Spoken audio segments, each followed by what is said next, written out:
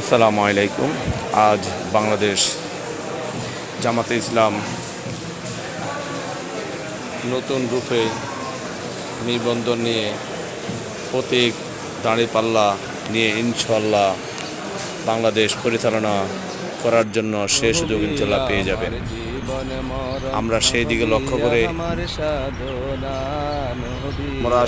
লক্ষ্য করে চলার চেষ্টা করব। আমাদের উপর থেকে যা নির্দেশনা আসবে আমরা সেভাবে ইনশাআল্লাহ কাজ করব।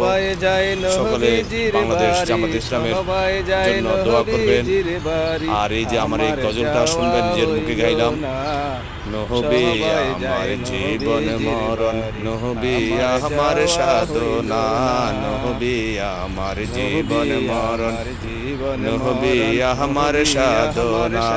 সবাই যায় নবীজির বাড়ি, আমার যাওয়া হইল না।